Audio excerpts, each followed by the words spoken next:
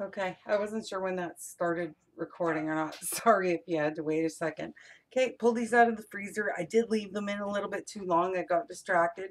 So I'm going to hold this up and see if you can see the crack, which happens when you cool them too quick.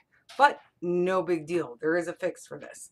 Now, can you see how not full that is? See, that's actually the right weight. It's the right weight. I wish I could show you better, but I don't. There you go. Now you can see it. So the crack, easy to fix, like I said. Now I had this one that I couldn't fill all the way, which I said was going to be for me.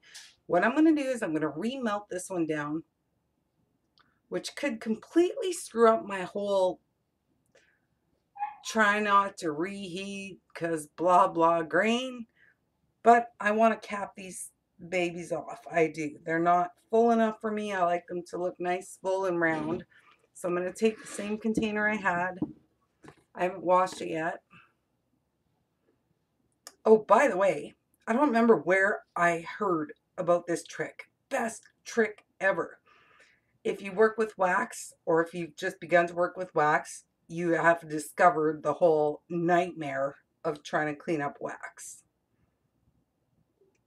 Best trick ever. I wish I could remember where I heard this because I would love to give that person credit by naming them by name. But she had said, all you have to do is get your container nice and hot, put some baking soda in it, grab a paper towel and wipe. Totally works. Absolutely it works. It literally just grabs it right off. Okay, you know what? See, this one's still a little liquidy at the bottom, which makes me go, huh, should I have left this a little longer? But that's also right down in the middle there where the mechanism is. So I'm just gonna break it because I want it to melt evenly. I don't want it to get super hot on one corner, and yeah, you know where I'm going with that.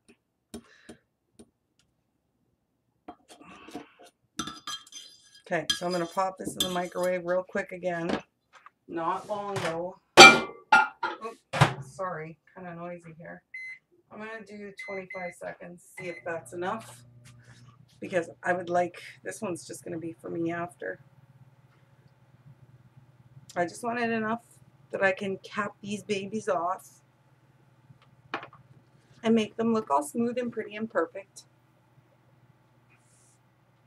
Okay, we are not melted. Let me check.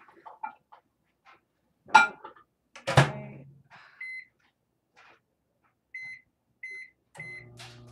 See, now for all I know, this could be perfect and not grainy, and the fact that I'm remelting this all, I'm going to cap it off. Maybe the tops of them will be grainy. Would that not just be the way? That's okay.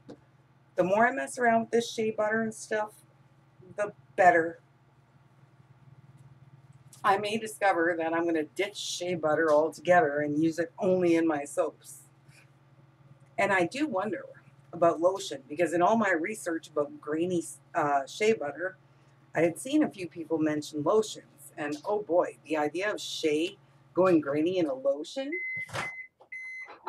Ew. Like, ew. That would be really, oh, it'd be awful. Okay.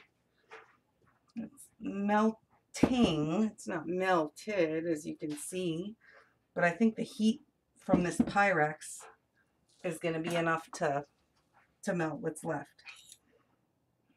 I feel like am I seeing things here? No, I'm not seeing things. Okay. You know what I usually use, and I don't know why I didn't when I started this, is these little sticks. I don't, oh, coffee stirs, that's what they're called.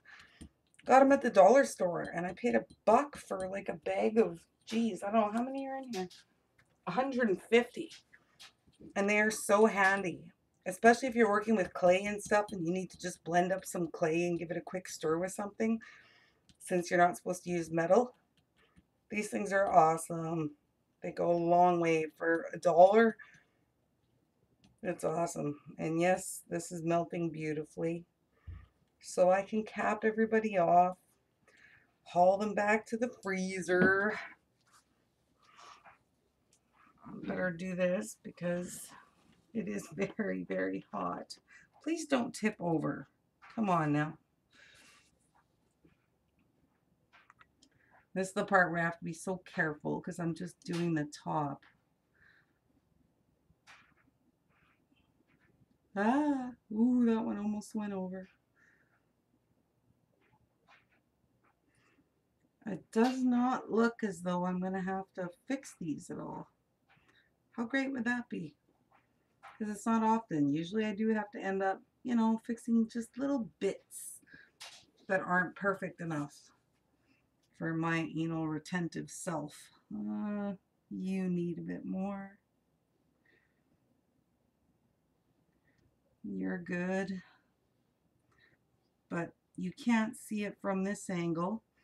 But now my drops are like at the spout. It's hard to control the perfect pour because there's a solidified drop on the end, which gets worse every single time you go to the next one. But I do like my lip balms to be full. Just because it says 0.15 ounce on the tube, I do like to open it up and go, ah, there's a nice full round lip balm. So there we go.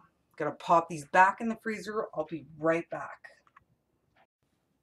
Okay, they're back out of the freezer, and I'm just gonna plug in my heat gun real quick. Okay, the reason I'm doing this, and I may have to reach over and click my screen again because it says there's no audio. The reason I'm doing this is because I almost forgot. When you add that little bit at the top to cap it off sometimes, what can happen is you go to take a swipe with your first bump, like your first swipe on your lips, and that cap pops right off.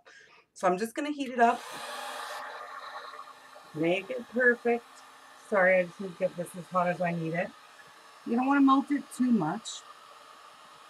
Just enough to make it beautiful. And don't hold your heat gun too close because you might actually blow your balm off the edge of the side. Don't want to do that. There, perfect.